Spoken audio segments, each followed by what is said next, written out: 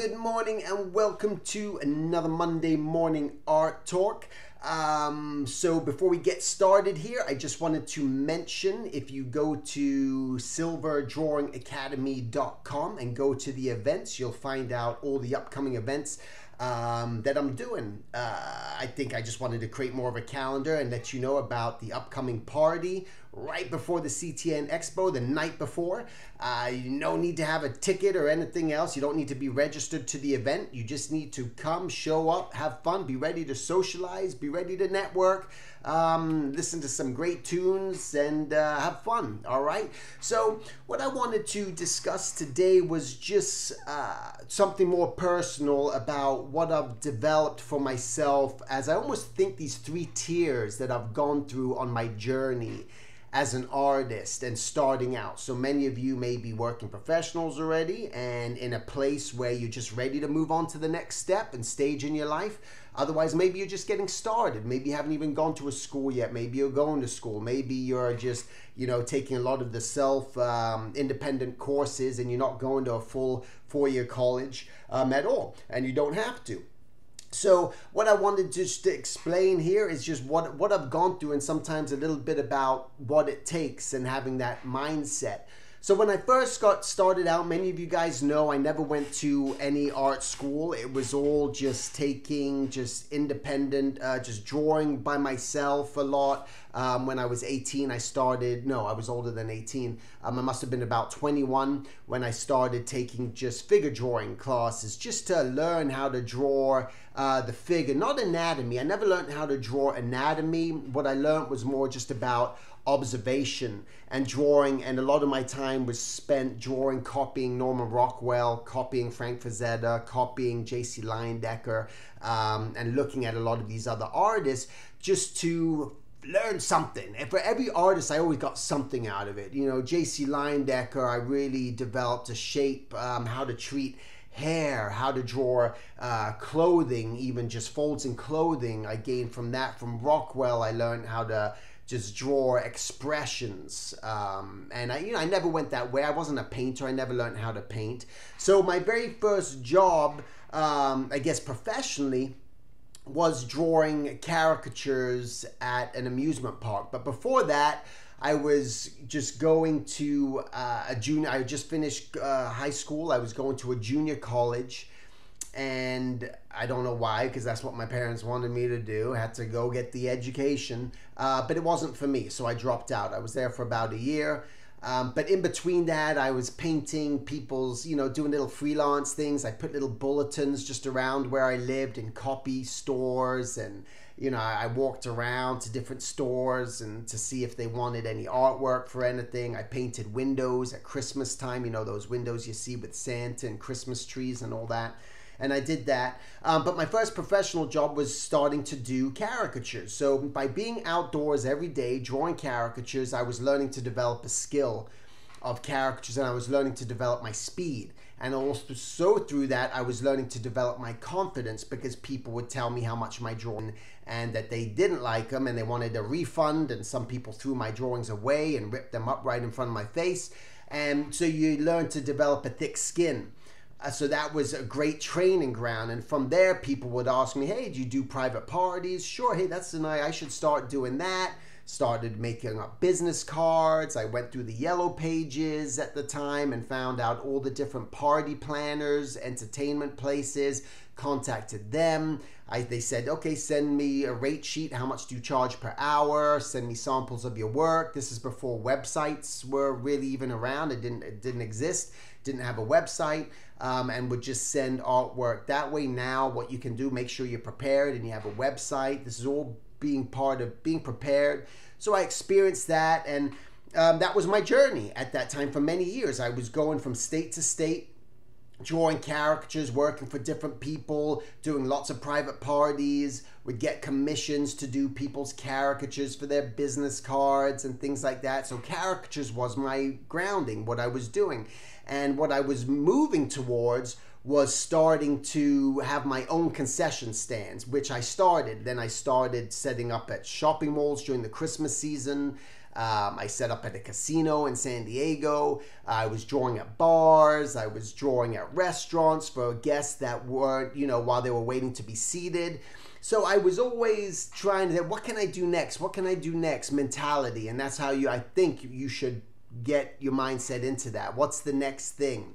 Because you never want to be complacent. You just don't want to be doing the same thing, because if you are, you're bored. And you can, wherever you are, if you've been doing it for way too long, the same thing, you are bored off your ass and you're ready to move on and have a new challenge. I think that's human nature, is to be challenged, and we want that experience, and plus it just gets exciting. I think that's where excitement and happiness comes from, when you have a new endeavor. So try to create new endeavors for yourself to help you move to that next plateau.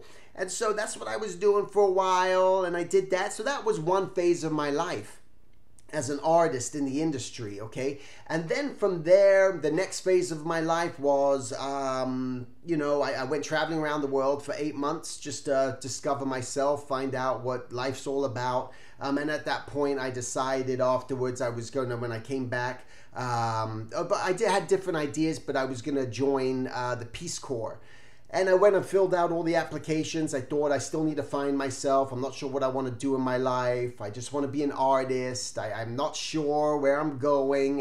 And a lot of you guys are in that place too. Where are you going? What is it you want to do? You don't know. That's why you have to have experiences. And this is how you learn. If you're just sitting at home all the time, you're not gaining any experience. Okay, if you're just working your regular day job at a coffee shop or a Target or something else, you're not gaining any experience. You have to put yourself out there in other ways to gain experiences, however, whatever those are for you, depending on where you live. And through that experience, you start to discover more about yourself and what it is you do want to do, what starts to feel natural about what you do. So as I was going through wanting to be in the Peace Corps, I was like submitting my artwork to Disney as well. And so I got to the point where I filled out my application, I wrote my essay for the Peace Corps, and then it got to the point, if Disney hires me, well, actually, let me pull back a bit, because I had started working at Warner Brothers. I came back from my world travels, and eventually I got into, I don't know how I just skipped all that just now. Let me reframe. So after my world travels, I was still drawing and all that, and then I started, as I was doing my caricatures, I was out at the shopping mall, and I got noticed by a clothing company, No Fear, and they gave me the opportunity to work doing t-shirt design. Never done that before, new experience, okay? They taught me how to do Photoshop, never done that before, new experience. Illustrator, new experience. So I was getting a taste into this other world of like working for a real company, because just doing caricatures wasn't necessarily a real, it was a real company, but not like that.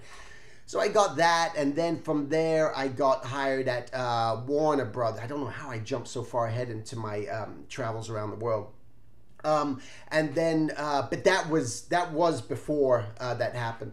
Then I started working at Warner Brothers. Okay, because I was doing the caricatures, I was involved, I was going to different art organizations, and I was networking, I was meeting people, I was showing them my work, true networking, show people your work, had a business card, true networking, learn about other people, true networking, and was doing that, and met a guy, and he told me, hey, keep in touch and send your stuff to me. He works at Warner Brothers. It took about a year for me to build up the confidence and even do something.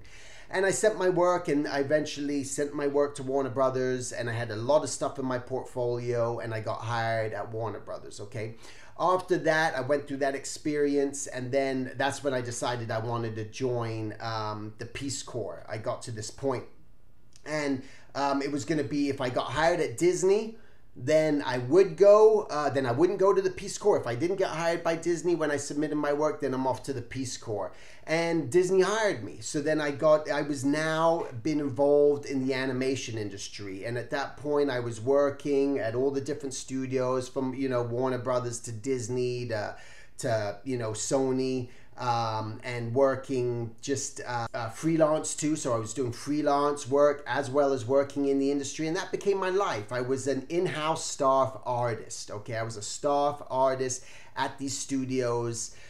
And then it got to the point where now I'm ready for a new phase of my life. I wanted that new phase in my life just to start working from home and just take that leap of faith and see if I could do it and not stay so committed to the studios that I have to be there, where a lot of you guys in the studios feel like if you're not there, how else is anything going to happen in your life? And what I can tell you is, when you don't fear it as much and have enough faith and belief and truly believe in yourself, and it all comes to belief, and believe in yourself that you can do something and try something different and step outside of the box and just not wait to be laid off, your mind kicks into another gear. You almost go into a gear of desperation, especially when you have a family. You're like, holy smokes, I got a family to support. How am I going to do this? So is it risky? Absolutely. But you never accomplish anything great in life if you don't take risks. I can promise you that. Okay. You'll always hide behind the other lines. You're always going to be just scared to step outside that box. And when you're forced into that situation, it's a great thing.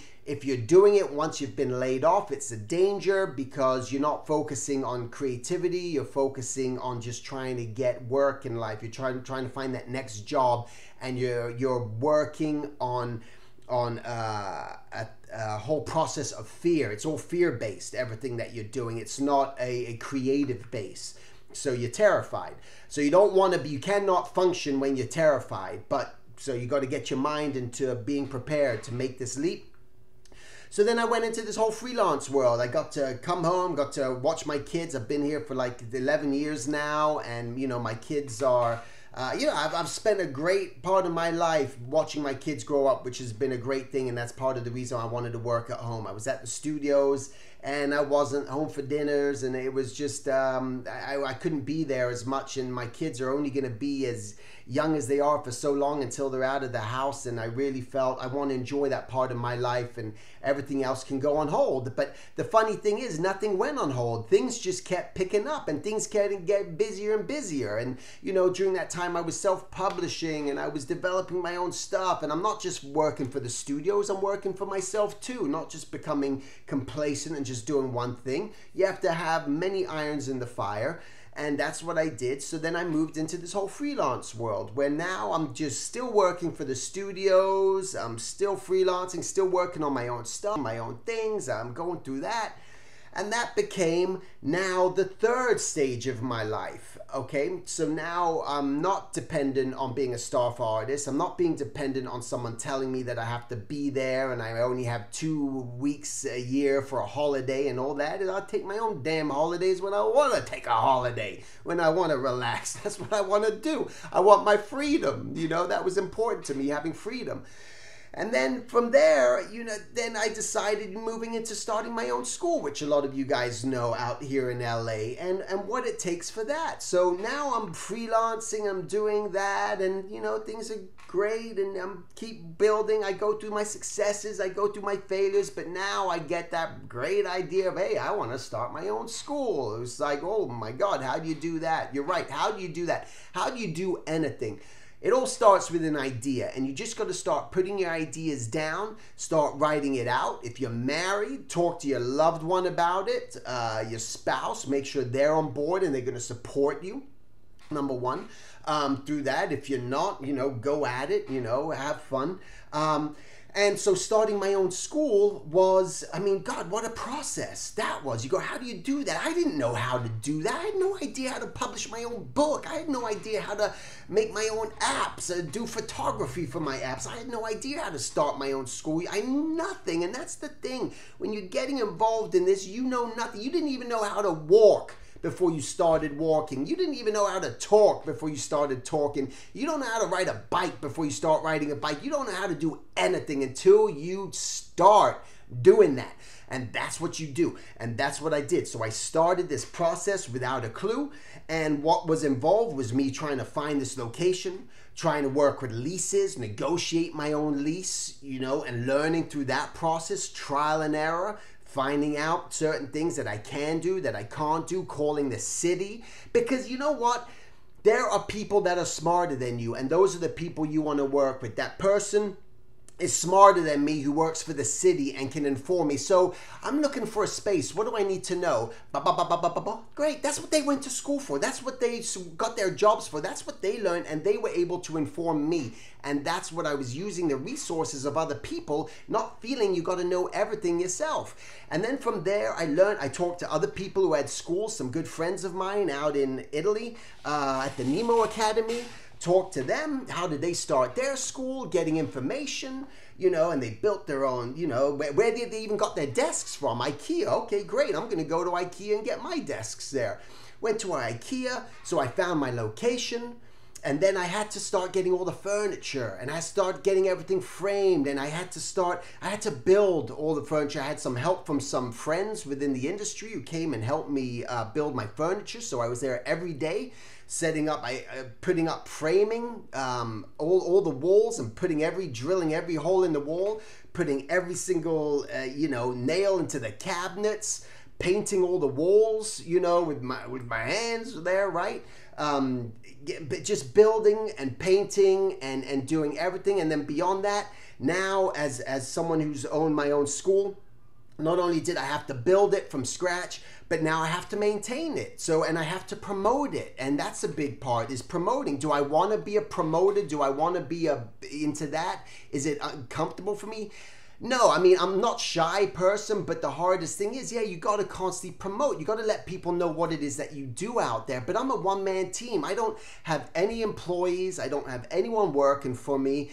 I'm arranging all these things, by myself. I have some friends. I have a friend who helps me with just putting together some of my graphic cards, that you guys see out there. But I got to put it on all my social networks. I'm even the janitor of my school. I go in there once every couple weeks with my wife, and we clean and we sweep and we mop the floors, and it's a lot of work. There's a lot of things that I'm doing just all by myself. And a lot of it comes from just the passion of wanting to have my own space and taking pride in what it is I do, and teaching my own classes. So there's a lot involved, and that's why I don't operate 7 days a week, and I'm not doing all these things because I physically can't, and I don't want to. I don't want to be there all the time that I'm taken away from my family, because my family is important to me. And again, I don't want to miss my kids grow up. My kids are going to be around the house for another 5-6 years, and then that's it. And then they're off on their own and in their own world with their own friends. They're going to college, and I'll never see them again. And I don't want that regret in life. So one thing I might say to you is, try to put in your mind what might be a regret in your life. What are you going through right now that you're regretting? What are you going through that project yourself when you're 65 years old and going, I wish I would have done what? I wish I would have spent more time with my family. I wish I would have spent, not worked as hard maybe. I wish I would have, you name it. What is that thing that that's in there that you don't want to regret in your life? And if that's in your mind right now of not wanting a certain regret, then I say to you, you got to make an attempt right now and do what it is that is meaningful to you, and that's going to be your truth and feels natural to you, and don't force it. And if you can, we all worry about stuff. We're all, second guessing things, but this is where the risk factor comes into play. How hard are you going to work for yourself in order to make that happen? And in all honesty, when it's your own project, when it's for you, you put a lot more love into it than when it's for someone else. When it's someone else's baby, someone else's thing, it's not going to be 100. You want to do your best, but there's a lot of frustrating aspects of this industry. There's a lot of frustrating aspects that go into the television side of animation, the feature side of animation, working for someone else. There's a lot of frustration in the gaming industry. There's a lot of frustration all across the board. So the only way to break out of those frustrating things is to do things for yourself and take control and be willing to work. And if you're not willing to at least put in that time and put in the work and put in the effort, well, then it's not going to maybe go for you as well. And maybe you're just not in that right time right now, in that right place, and that's okay. Maybe it's going to be a year from now. Maybe it's 2 years from now. But I think as long as you have a positive approach and a positive outlook on it, then good. But don't have expectations. Don't think that everything that you do is going to go the way you expect it to go. And if you can eliminate that within your mind, I think you're going to be more willing just to take risks and try stuff and see what happens. And that's the beauty of being an artist and doing what we do. So that's the journey of this artist. I've gone through a lot of different phases and I'm still evolving. And as someone mentioned, it's funny, your phone always rings every time. Here it goes again. But it's perfect timing. I'm going to sign off right now. Thanks for watching, and I'll talk to you next week. Take care.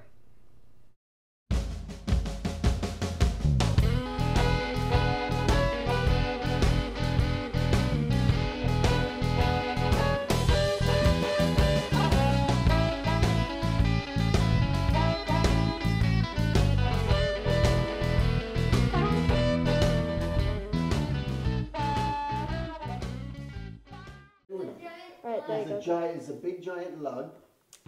And he, like, don't bite, dude. What are you doing? Don't bite. If you're gonna be on here, just don't bite nothing. Ow! No. Don't. Ah.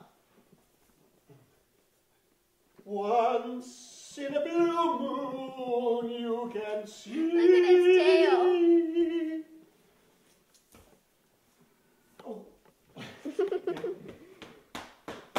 Your big one.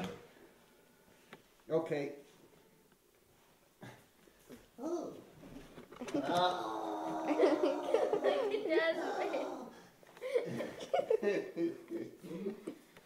Okay.